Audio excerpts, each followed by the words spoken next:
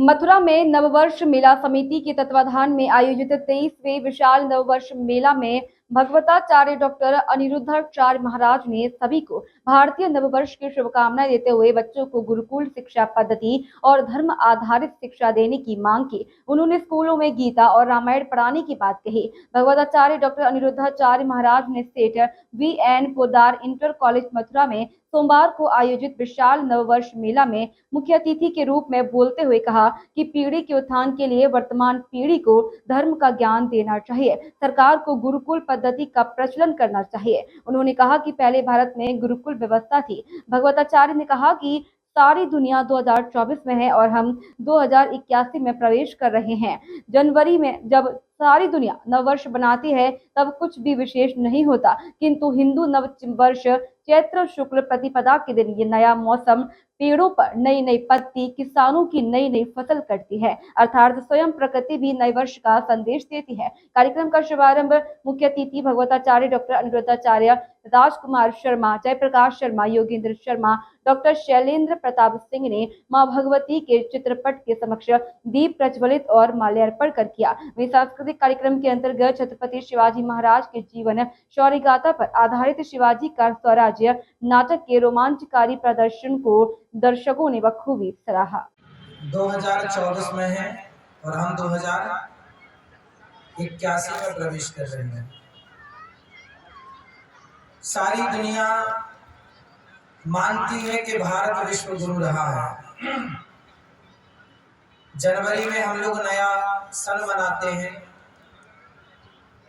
उस समय नया कुछ भी नहीं होता, जबकि चैत्र के पावन माह में शुक्ल पक्ष में प्रतिपदा तिथि में सब कुछ नया है। अब देखिए, पेड़ों पर नई नई पत्तियां हैं, किसानों के घर नई नई फसलें हैं, नया मौसम है, सब कुछ नया, मतलब प्रकृति भी कुछ नया दिखाती है। फिर मैं आपको यहाँ लाऊंगा नए संवत्सर में। जैसा कि आप सब जानते ही हैं कि आज से ही ब्रह्मा जी ने सृष्टि को उत्पन्न किया।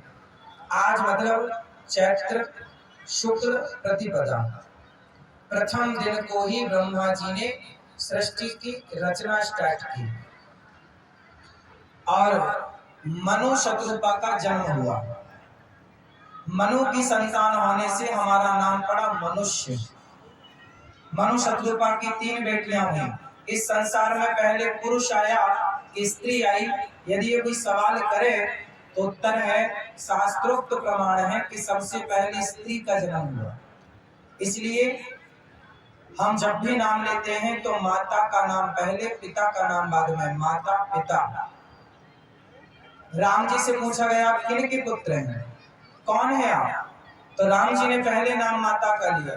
हमारी भारतीय परंपरा में पहले माँ का नाम, जैसे कोई आपसे पूछे कि आपके पिता का नाम क्या है, आपका परिचय क्या है, तो आप डायरेक्ट पिता का नाम लेते हैं, श्रीमान फलाने, श्रीमान। आप माता का नाम कभी। राम जी सारी जिंदगी किस पर चले, धर्म पर या अधर्म पर? किस पर चले? धर्म पर। रामो विग्रहवान धर्म। राम जिस राह पर चले वही राह धर्म की राह है। इसलिए राम के बारे में, भगवत गीता के बारे में हमारे बच्चों को स्कूल में पढ़ाया जाना चाहिए कि नहीं? धर्म के बारे में। जब धर्म के बारे में बच्चे पढ़ेंगे तो बच्चों को ये सिखाना नहीं पड़ेगा कि बेटा सच बोला करो, क्योंकि सच बोलना ही धर्म है। धर्म ना दूसरा सत्य समान। तो सत्य बोलना, आजकल सत्य बोलने वाले कम हैं, दया करने वाले। अच्छा आप बताइए, हमारे देश की बात करूं मैं, दुनिया की छोड़िए। हमारे देश में आज 80% अब जितने भी अधर्म के काम थे वो सारे बच्चे कर रहे हैं अधर्म के काम। शराब पीना धर्म है, पर शराब पी रहे हैं बहुत सारे बच्चे, पूरी रात रात क्लबों में नाच रहे हैं बच्चे। सब नहीं, पर 80% आप देखिए, क्या ये धर्म है? अब ये धर्म, जो धर्म है वो पढ़ा नहीं, तो फिर क्या करेंगे? धर्म का रास्ता भटक गए। इसलिए आज समाज परेशान है, क्योंकि धर्म को जानता ही नहीं। और याद रखिएगा, धर्म के बिना व्यक्ति शोभायमान नहीं होगा। रावण के पास सोना था, रावण के पास धन था, लेकिन रावण के पास धर्म नहीं था। राम के पास कुछ भी नहीं था, घास की कुटिया भी नहीं थी, नंगे पांव थे राम। रावण से जब युद्ध किया तो राम जी पैदल युद्ध करते थे। रावण के पास धर्म नहीं था, राम के पास धर्म था तो राम के मंदिर बनाए गए, और रावण के पास अधर्म था तो पुतले जलाए गए। जय जयकार जब होगी तो धर्म की होगी, इसलिए अपने बच्चों को कुछ भी पढ़ाने के पहले धर्म की शिक्षा दो।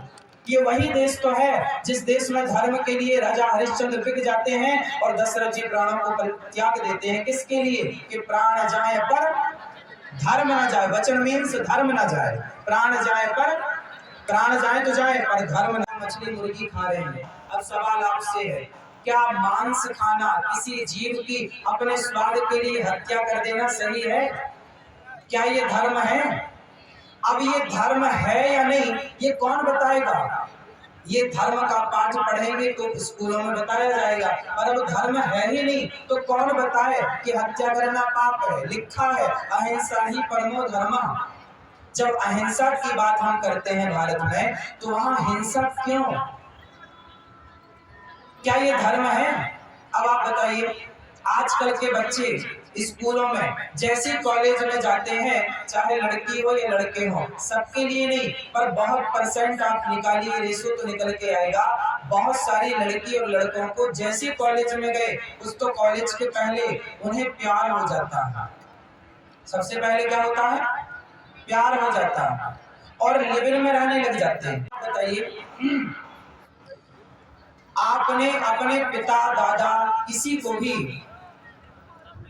किस स्त्री का हाथ, आप किस स्त्री का हाथ पकड़ सकते हैं? यहाँ जितने पुरुष बैठे हैं, आप बाजार में निकल रहे हैं, किस स्त्री का हाथ पकड़ के निकल सकते हैं? सिर्फ पत्नी का। अच्छा, पत्नी के सिवा किसी और का हाथ पकड़ के बाजार में निकला जा सकता है? क्या वो धर्म है? यदि कोई पुरुष किसी स्त्री का हाथ पकड़ के जा रहा है, पत्नी के अतिरिक्त किसी और का, तो क्या वो धर्म है? कोई लड़की किसी पुरुष का हाथ पकड़ के जा रही है, क्या ये धर्म है?